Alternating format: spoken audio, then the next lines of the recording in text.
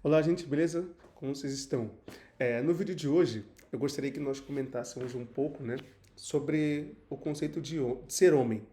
E aí eu te pergunto, você sabe o que significa ser homem? Eu fui fazer uma pesquisa básica, né?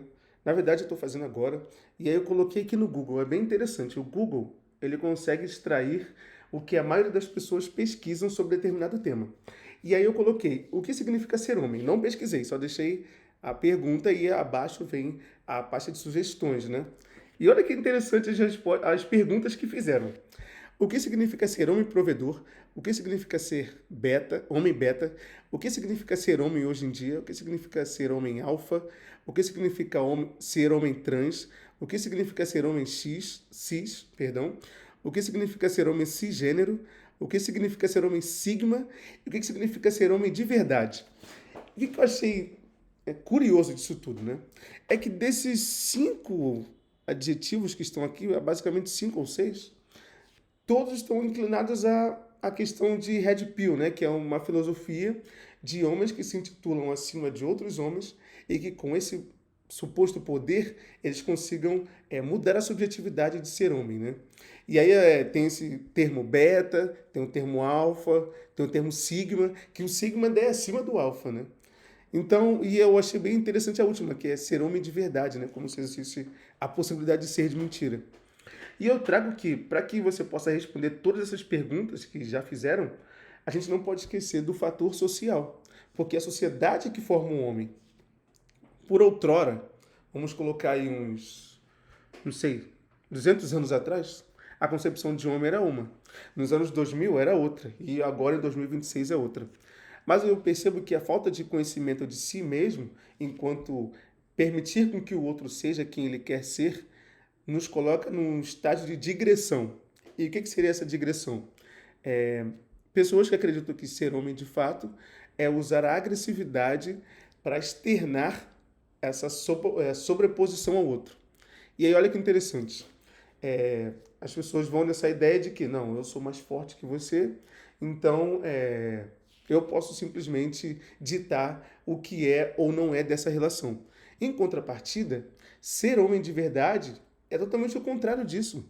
Ser homem é sentir-se forte ou vulnerável, saber conversar com a pessoa. E saber conversar não é falar somente o que lhe agrada ou o que agrada ao outro, mas é saber ouvir o que você não gosta, né? Saber se frustrar.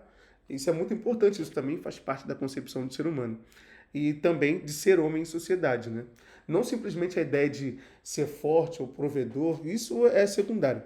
A ideia principal é: você consegue permitir o outro ser quem ele é?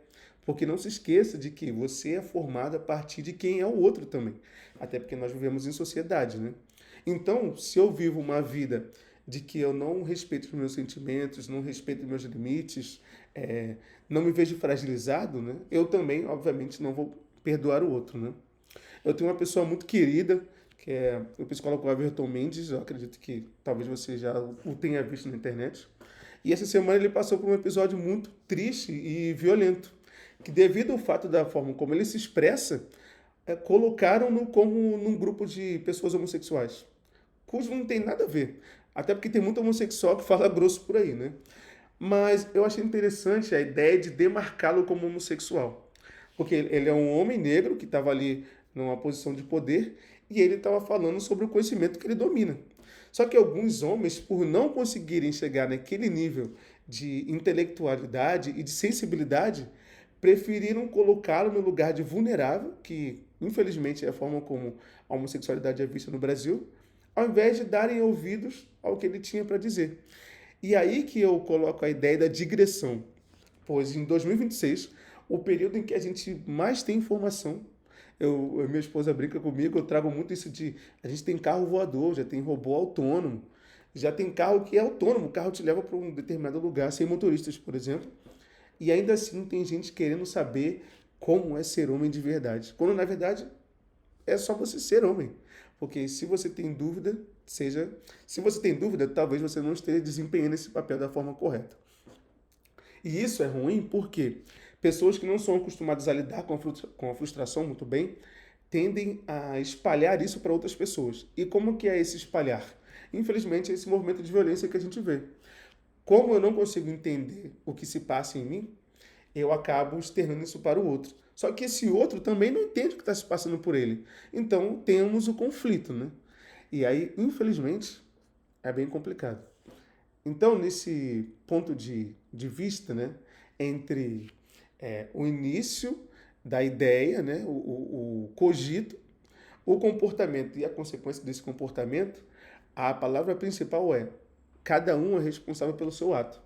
Não existe a possibilidade de você dizer que eu tenho um impulso agressivo porque o outro me fez ser assim. Não.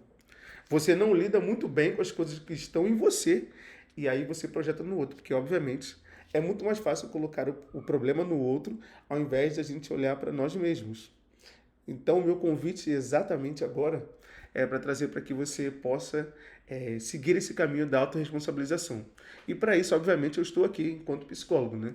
É, eu tenho um contato na minha página do Instagram, que eu vou deixar aqui na descrição.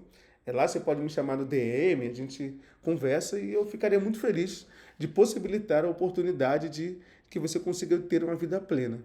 E ter a vida plena não é ficar em paz, zen, não é só isso, né?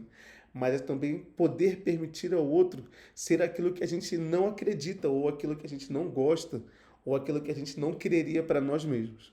Então isso também é plenitude, beleza? Então é isso, te aguardo no meu DM e forte abraço. Valeu!